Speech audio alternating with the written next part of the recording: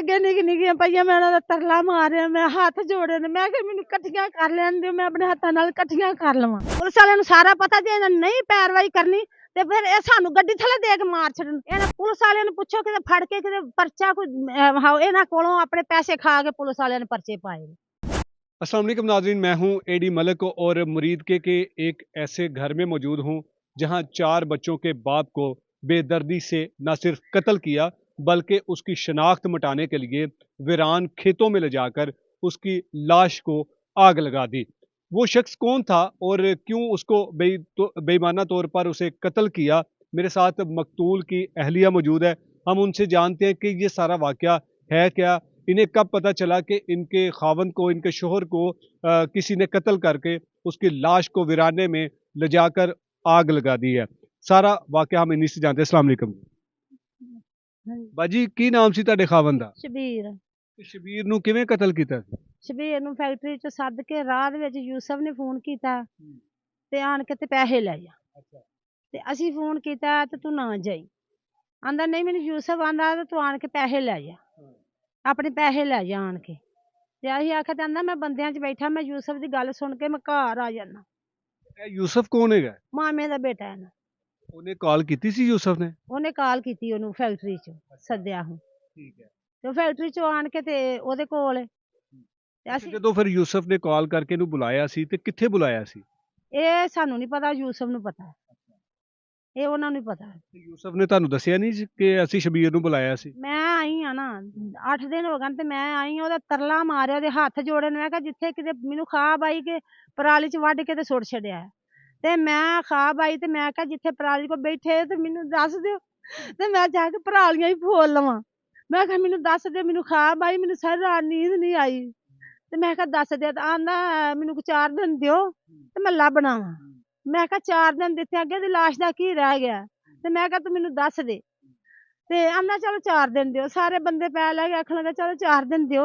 यूसफ ਸਾਰੀਆਂ ਗੱਲਾਂ ਦੱਸਦਾ ਪਿਆ ਸੀ? ਸਭ ਦੱਸਦਾ ਹੈ ਤੇ ਚਲੋ 4 ਦਿਨ ਦਿੱਤੇ ਨੇ। ਮੁੜ ਕੇ ਮੇਰੇ ਮੁੰਡੇ ਨੇ ਕੀਤਾ ਫੋਨ, ਉਹਨੇ ਕਿਹਾ ਮੇਰਾ ਅੱਬੂ ਲੱਭਾ। ਮੈਂ ਬੋਝੇ ਚ ਪਾਇਆ, ਜੋ ਲੱਭ ਲੋ ਜਾਗ ਜਿੱਥੇ ਲੱਭਦਾ ਜੀ। ਲੈ ਇੰਨੀ ਗੱਲ ਕਰਕੇ ਉਹ ਨੱਸ ਗਿਆ। ਮੁੜ ਕੇ ਉਹਨੇ ਸਾਡਾ ਫੋਨ ਨਹੀਂ ਸੁਣਿਆ, ਮੁੜ ਕੇ ਉਹਨੇ ਨੰਬਰ ਬੰਦ ਕਰ ਛੱਡਿਆ। ਤੁਹਾਨੂੰ ਕਿਵੇਂ ਪਤਾ ਚੱਲਿਆ ਸੀ ਕਿ ਸ਼ਬੀਰ ਨੂੰ ਕਤਲ ਕਰ ਦਿੱਤਾ ਹੈ? ਸਾਨੂੰ ਬਸ ਖਾਬ ਆਈ ਏ ਤੇ ਸਾਨੂੰ ਪਤਾ ਚੱਲ ਗਿਆ। ਮੈਨੂੰ ਪਤਾ ਸੀ यूसफ ਨੇ ਮੰਗਾਇਆ ਹੈ, यूसफ ਨੇ ਮੰਗਾਇਆ। ਮੈਂ ਕਿਹਾ ਦਸਤੀ ਨੰਬਰ ਉਹਦਾ ਬੰਦ ਹੋਣ ਡਿਆ ਵੇ, ਇਹ यूसफ ਕੋਲ ਆਣ ਡਿਆ ਵੇ, ਹੋਰ ਇਹ ਨੰਬਰ ਨਹੀਂ ਬੰਦ ਕਰ ਸਕਦਾ। ਪਵੇ ਜਿੰਨਾ ਮਰਜ਼ੀ ਜਿੱਥੇ ਮਰਜ਼ੀ ਹੋਵੇ ਸਾਨੂੰ ਫੋਨ ਕਰਦਾ ਹੈ ਕਿ ਮੈਂ ਫਲਾਣੇ ਥਾਂ ਤੇ, ਮੈਂ ਫਲਾਣਾ, ਜਿਹੜਾ ਫਟਾਫਟ ਨੰਬਰ ਬੰਦ ਹੋਣ ਡਿਆ ਵੇ 4 ਵਜੇ ਉਹਦਾ ਨੰਬਰ ਬੰਦ ਹੋਣ ਡਿਆ ਵੇ, ਦਸਤੀ ਨੰਬਰ। ਮੈਂ ਕਿਹਾ ਇਹ ਕੋਈ ਕਾਰਵਾਈ यूसफ ਵਿੱਚ ਹੈ ਵੇ? यूसफ ਮੰਨਦਾ ਹੀ ਨਹੀਂ। ਮੈਂ ਕਿਹਾ यूसफ ਦੱਸ ਦੇ, ਚੰਗੀ ਗੱਲ ਹੀ। ਮੈਂ ਕਿਹਾ ਵੇ ਮੇਰੇ ਹੱਥ ਵੱਜੇ ਨੀ, ਮੇਰੇ ਨਿੱਕੇ ਨਿੱਕੇ ਬੱਚੇ ਨੇ, ਤੇ ਮੈਂ ਕਿਹਾ ਦੱਸ ਦੇ। ਕਹਿੰਦਾ ਨਹੀਂ ਮੈਨੂੰ ਕੋਈ 4 ਦਿਨ ਦਿਓ, ਮੈਂ ਲੱਭਣਾ। ਬਸ ਇਹ 4 ਦਿਨ ਲੈ ਆਸ। ਮੁੜ ਕੇ ਮਾਂ ਤੇ ਭਰਜਾਈ ਇਹਦੀ ਕਿਤੇ ਗਈਆਂ ਨੇ, ਇਹਨਾਂ ਬੁੱਢੀਆਂ ਚ ਪਤਾ ਚੱਲਿਆ ਤੇ ਉੱਥੇ ਫਲਾਣੀ ਥਾਂ ਤੇ ਮਾਰਿਆ। ਇਹਨਾਂ ਸਾਨੂੰ ਕੀਤਾ ਫੋਨ, ਇਹਨਾਂ ਕਿ ਆਣ ਕੇ ਤੇ ਪਛਾਣ ਲਓ। ਅਸੀਂ ਤੈਨੂੰ ਪਤਾ ਸਿਆਲਕੋਟ ਏਡੀ ਦੂਰੋਂ ਅਸੀਂ ਸ਼ਾਮ ਹਨੇਰੇ ਆਏ। ਮੈਂ ਹਨੇਰੇ ਆਣ ਕੇ ਪੁਲਿਸ ਵਾਲਿਆਂ ਨੂੰ ਫੋਨ ਕੀਤਾ ਵੇ, ਅਸੀਂ ਨਾਲ। ਮੈਂ ਆਖਣ ਲੱਗਾ ਤੁਸੀਂ ਜਾਓ ਉੱਥੇ ਕੋਲ। ਮੈਂ ਕਿਹਾ ਇੰਝ ਨਹੀਂ ਜਾਣਾ, ਤੁਸੀਂ ਆਓਗੇ ਤੁਹਾਡੇ ਨਾਲ ਜਾਵਾਂਗੇ, ਇੰਝ ਮੈਂ ਨਹੀਂ ਜਾਣਾ, ਉੱਥੇ ਮੈਨੂੰ ਮਾਰ ਦੇਣ। ਮੈਂ ਕਿਹਾ ਮੈਂ ਨਹੀਂ ਜਾਣਾ ਇੰਝ। ਤੇ ਉਹ ਫਿਰ ਆਏ ਨੇ, ਫਿਰ ਉਹਨਾਂ ਦੇ ਨਾਲ ਗੱਡੀਆਂ ਚ ਬਹਿ ਕੇ ਫਿਰ ਅੱਗੇ ਉਹ ਨੇ ਮਗਰ ਮੈਂ। ਉਹ ਜਿਹੜੀ ਹੱਡੀ ਜਾ ਕੇ ਵੇਖੀ ਐਡੀ ਕੋ ਪਈ, ਅੱਗੇ ਨਿੱਕੀਆਂ ਪਈਆਂ, ਮੈਂ ਉਹਨਾਂ ਦਾ ਤਰਲਾ ਮਾਰਿਆ, ਮੈਂ ਹੱਥ ਜੋੜੇ ਨੇ, ਮੈਂ ਕਿਹਾ ਮੈਨੂੰ ਇਕੱਠੀਆਂ ਕਰ ਲੈਣ ਦਿਓ, ਮੈਂ ਆਪਣੇ ਹੱਥਾਂ ਨਾਲ ਇਕੱਠੀਆਂ ਕਰ ਲਵਾਂ। ਇਹਨਾਂ ਪੁਲਿਸ ਵਾਲੇ ਆਖਿਆ ਕਿ ਨਹੀਂ ਬੀਬੀ ਤੂੰ ਹੱਥ ਨਹੀਂ ਲਾਉਣਾ, ਤੁਸੀਂ ਉਹ ਉੱਥੇ ਬਹਿ ਜਾਓ। ਇਹਨਾਂ ਮੈਨੂੰ ਉਹ ਉੱਥੇ ਬਹਾ ਕੇ ਨਾ ਆਖਣ ਲੱਗੇ ਬੀਬੀ ਨੂੰ ਉੱਥੇ ਬਹਾ ਦੇ।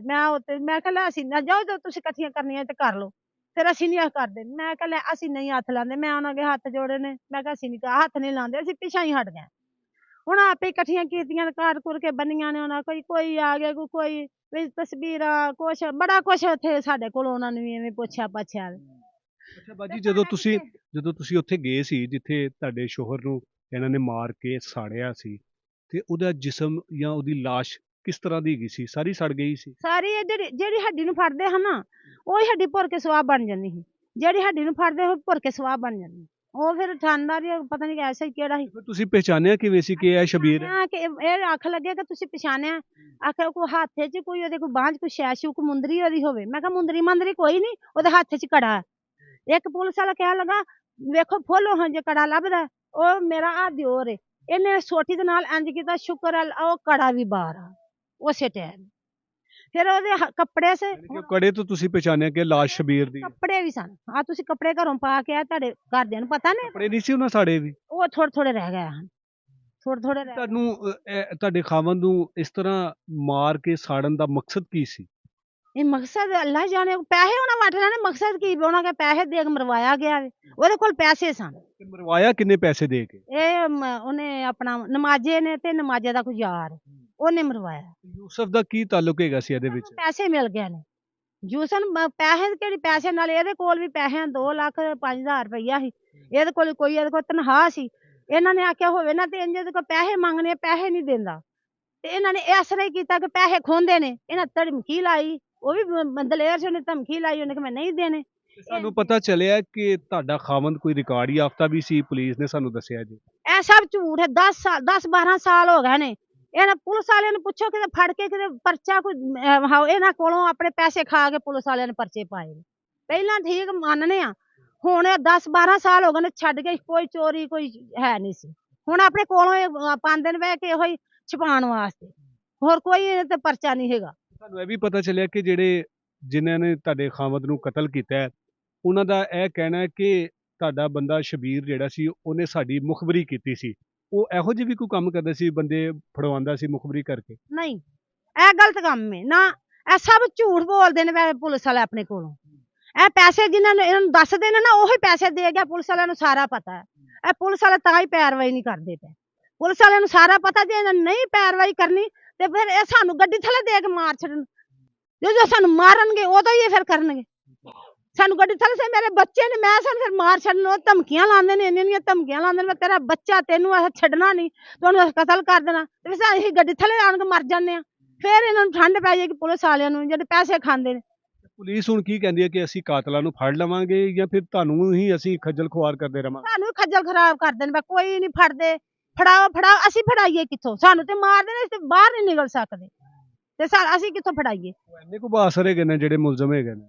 ਨਹੀਂ, ਇਹਨੇ ਹੈ ਸਾਡੇ ਵਰਗੇ ਹੀ ਨੂੰ ਵੀ, ਬਸ ਉਹਨਾਂ ਨੂੰ ਪੈਸੇ ਦਿੱਤੇ ਗਏ ਨੇ, ਪੈਸੇ ਨਾਲ ਉਹਨਾਂ ਬੰਦਾ ਮਾਰ ਛੱਡਿਆ। ਜਿਹਨੇ ਮਾਰਿਆ ਜਾਂ ਜਿਹਨੇ ਸਾੜਿਆ ਸੀ, ਉਹ ਕੌਣ ਹੈਗਾ ਜੀ? ਉਹ ਵੀ ਉਹਦੇ ਮਾਮੇ ਦਾ ਜਵਾਈ ਹੈ। ਉਹਦਾ ਕੀ ਨਾਮ ਹੈਗਾ? ਨਮਾਜ਼, ਇੱਕ ਮਿੱਠੂ, ਇੱਕ ਨਮਾਜ਼, ਤੇ ਇੱਕ ਉਥੋਂ ਦਾ ਮੁੰਡਾ, ਉਹਨਾਂ ਦਾ ਉਹ ਵੀ ਰਿਸ਼ਤੇਦਾਰ ਹੀ। ਇਹਨਾਂ ਤਿੰਨਾਂ ਚਾਰਾਂ ਨੇ ਮਿਲ ਕੇ ਮਾਰਿਆ? ਚਾਰਾਂ ਨੇ ਮਿਲ ਕੇ ਮਾਰਿਆ ਹੈ। ਹੋਰ ਵੀ ਹੋਣੇ ਨੇ, ਬੜੇ ਫੜਾਉਣਗੇ। ਸਾਨੂੰ ਹੁਣ ਇਹੀ ਇਹਨਾਂ ਦਾ ਤੇ ਮੈਨੂੰ ਪੱਕਾ ਪਤਾ ਹੈ ਨਾ। ਅਜੇ ਇਹਨਾਂ ਤਿੰਨਾਂ ਚਾਰਾਂ ਚੋਂ ਪੁਲਿਸ ਨੇ ਕਿਸੇ ਨੂੰ ਵੀ ਨਹੀਂ ਫੜਿਆ? ਇਹਨੂੰ ਨਹੀਂ ਫੜਿਆ। ਉਦੋਂ ਮੈਂ ਆਖਿਆ ਸੀ ਪੁਲਿਸ ਵਾਲਿਆਂ ਨੂੰ, ਮੈਂ ਕਿਹਾ ਅੱਜ ਘਰ ਜੇ ਤੇ ਫੜ ਲਓ, ਇਹ ਫੜ ਲਾਂਗੇ, ਫੜ ਲਾਂਗੇ, ਇਹ ਤਹਿ ਚ ਟੁਰ ਜਾਣਗੇ, ਤਹਿ ਵਿੱਚ ਟੁਰ ਗਏ ਨੇ। ਹੁਣ ਕਿੱਥੋਂ ਫੜਿਆ? ਇਹ ਫੜਾਓ ਸਾਨੂੰ, ਅਸੀਂ ਕਿੱਥੋਂ ਫੜਾਈਏ ਹੁਣ ਉਹਨਾਂ ਨੂੰ? ਉਦੋਂ ਨਹੀਂ ਫੜੇ, ਇਹਨਾਂ ਨੇ ਆਪੇ ਨਹੀਂ ਫੜੇ। ਇਹਨਾਂ ਨੇ ਬੇਈਮਾਨੀ ਹੈ, ਇਹਨਾਂ ਨੇ ਪੈਸੇ ਖਾ ਲੈਣੇ ਪੁਲਿਸ ਵਾਲੇ ਵੇਖ ਗਏ। ਜਦੋਂ ਟੁਕੜੇ, ਉਹ ਹੱਡੀਆਂ, ਉਹ ਸੜਿਆ ਹੋਇਆ ਜਿਸਮ ਤੁਸੀਂ ਸਮੇਟ ਕੇ ਕੱਪੜੇ ਦੇ ਚ ਪਾ ਕੇ ਘਰ ਲਿਆਂਦਾ ਸੀ, ਤੇ ਉਦੋਂ ਤੁਹਾਨੂੰ ਵੇਖ ਕੇ ਲੱਗਿਆ ਸੀ ਕਿ ਇਹ ਸ਼ਬੀਰ ਦੀ ਲਾਸ਼ ਹੋ ਸਕਦੀ ਹੈ ਜਾਂ ਸ਼ਬੀਰ ਦੀਆਂ ਹੱਡੀਆਂ ਹੋ ਸਕਦੀਆਂ? ਹਾਂਜੀ ਲੱਗਾ ਸੀ। ਮੈਂ ਉਹਦੀ ਨਿਸ਼ਾਨੀਆਂ ਸਾਰੀਆਂ ਦੱਸੀਆਂ ਨੇ ਪੁਲਿਸ ਵਾਲਿਆਂ ਨੂੰ, ਉਹਨਾਂ ਦੇ ਕੱਪੜਿਆਂ ਦੀ, ਉਹਨਾਂ ਦੇ ਚਮਚੀਆਂ ਦੀ। ਉਹਨੇ ਫਿਰ ਨਾ ਨਿੰਬੂ ਨਚਾਉਣ ਵਾਲੀ ਛੋਟੀ ਜਿਹੀ ਏਡੀ ਕੁ ਨਾ ਹੈ ਲੱਕੜ ਦੀ, ਉਹ ਵੀ ਉਹ ਲਿਆ। ਉਹਨੇ ਘਰ ਸਾਨੂੰ ਦੱਸਿਆ ਸੀ, ਅਸੀਂ ਇਹਨਾਂ ਨੂੰ ਉੱਥੋਂ ਫਿਰ ਵੀਡੀਓ ਵੀ ਬਣਾ ਕੇ ਵਿਖਾਈ, ਜਿੱਥੋਂ ਆਇਆ ਵੇ, ਜਿੱਥੋਂ ਪਾਣ ਡਿਆ ਵੇ, ਉਹ ਵੀ ਸਾਰੀ ਉਹਨਾਂ ਨੂੰ ਵਿਖਾਈ। ਫਿਰ ਵੀ ਤੁਸੀਂ ਕੀ ਚਾਹੁੰਦੇ ਹੋ, ਕੀ ਹੋਣਾ ਚਾਹੀਦਾ ਹੈਗਾ? ਇਨਸਾਫ ਚਾਹੀਦਾ ਸਾਨੂੰ, ਇਨਸਾਫ ਚਾਹੀਦਾ ਬਸ, ਸਾਨੂੰ ਹੋਰ ਕੁਝ ਨਹੀਂ, ਸਾਨੂੰ ਇਨਸਾਫ ਚਾਹੀਦਾ। ਤੁਹਾਨੂੰ ਉਮੀਦ ਹੈ ਕਿ ਤੁਹਾਨੂੰ ਇਨਸਾਫ ਮਿਲੇਗਾ ਇੱਥੋਂ? ਇਨਸਾਫ ਇੱਥੋਂ, ਇਹ ਤੇ ਹੁਣ ਅੱਲਾ ਨੂੰ ਪਤਾ ਨਾ, ਸਾਨੂੰ ਇਨਸਾਫ ਚਾਹੀਦਾ। ਸਾਨੂੰ ਇਹ ਪੁਲਿਸ ਇਨਸਾਫ ਨਹੀਂ ਦੇ ਰਹੀ।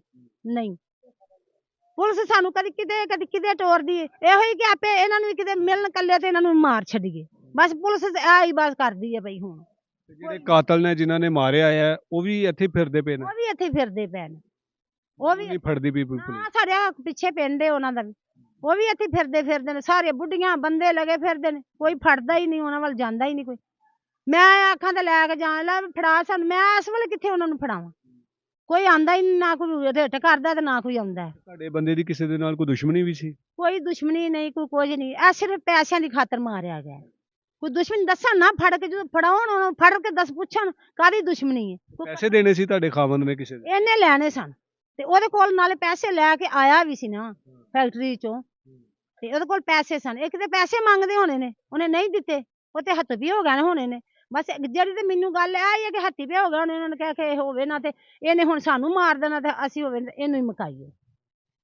नाज़रीन आपने मकतूल की अहलिया की सारी गुफ्तगू सुनी है कि किस तरह से इनके खावंद को जो फैक्ट्री में मेहनत मजदूरी करता था और उसे एक फ़ोन कॉल करके उसी के कज़न ने बुलाया कि आपके साथ कोई ज़रूरी काम है। वो काम क्या था या फिर उसके साथ क्या करना था, ये सारी प्लानिंग ये लोग बना चुके थे और फिर इन लोगों ने उस गरीब शख्स को कत्ल किया। कत्ल करने के बाद जब उसकी शनाख्त मुकम्मल तौर पर मिटा दी तो उसके लाश को एक खेतों में ले जाकर पूरी लाश पर पेट्रोल छिड़क कर इन लोगों ने आग लगा दी। जब इनके प्यारों को पता चलता है कि यहाँ पर किसी की लाश जली हुई मिली है तो ये लोग वहाँ पर जाते हैं और अपने प्यारे अपने खावंद के वो जिस्म की हड्डियाँ, वो जली हुई हड्डियाँ वो समेटते हैं और फिर किसी एक निशानी पर ये लोग पहचानते हैं कि ये शब्बीर की लाश थी। शब्बीर को किस तरह बेदर्दी से कत्ल किया, उसके बच्चों को यतीम किया। पुलिस इनके साथ एक अजीब किस्म का तमाशा खेल रही है। पुलिस अब उल्टा इनको कि ये कह रही है कि मकतूल खुद ही इस तरह की एक्टिविटीज़ में मुलविस था, मकतूल खुद ही कसूरवार था, मकतूल पर मुकदमात थे।